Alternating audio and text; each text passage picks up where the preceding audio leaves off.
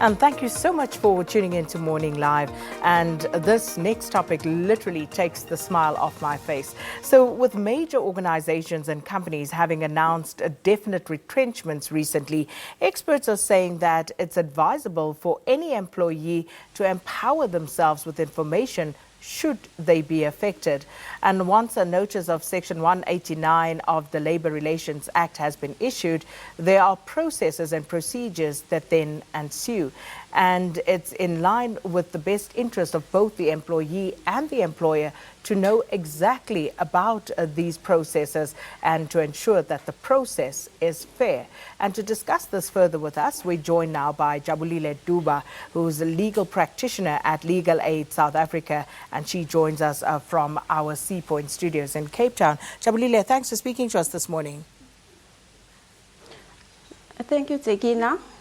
Jabulile, first and foremost... And also morning to the... Yes. Not a problem. So, you know, we're just looking at the numbers here, at least the numbers that are available to us right now. As Leanne was saying earlier, we saw in today's business day, Standard Bank are looking to retrench 500 people. Telkom has issued a notice they'll be retrenching 800.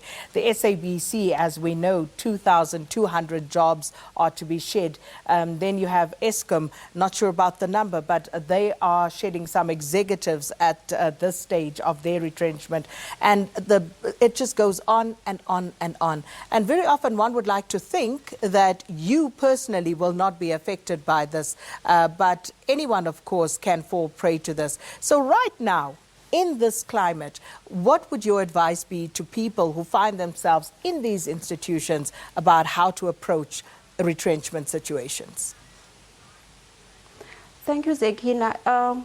The first thing, the advice that I can give to the employees who are facing this situation is that immediately when the employer has issued the notice contemplating a retrenchment, is that they should seek advice, contact the organized labor within their institution in order for them to be able to be properly represented in the procedures that needs to be followed by the employer in implementing this process of retrenchment. And of course, once that Section 189 notice has been issued, the process as it unfolds, there will be consultation meetings between Labour and the employer. And one of the things they will discuss during those consultations would be the criteria to be used. What are some of the criteria that generally are applied when looking at retrenchment? In consultation, the consulting parties, they must come together, engage in order to have a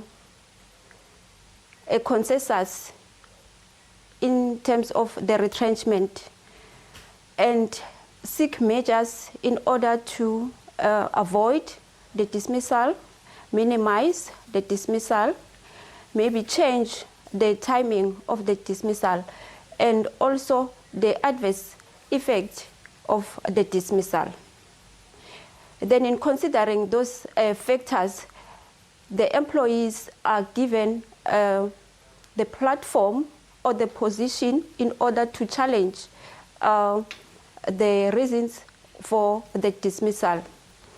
And also, there must be reasons for the dismissal. Also, they must discuss the issue of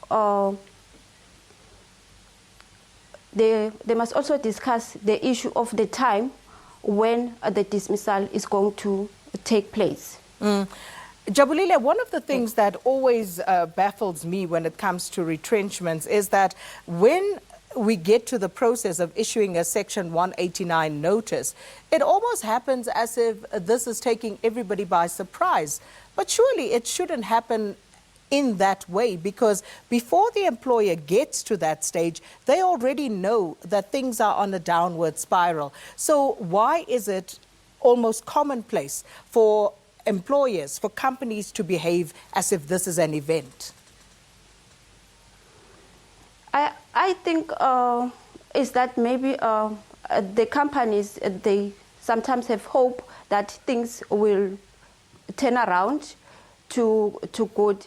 But normally what I can say is that the proper thing to do is that when everybody sees that the company is not doing well, you have to communicate with the employees in order to prepare them for this process that the company is going to undertake.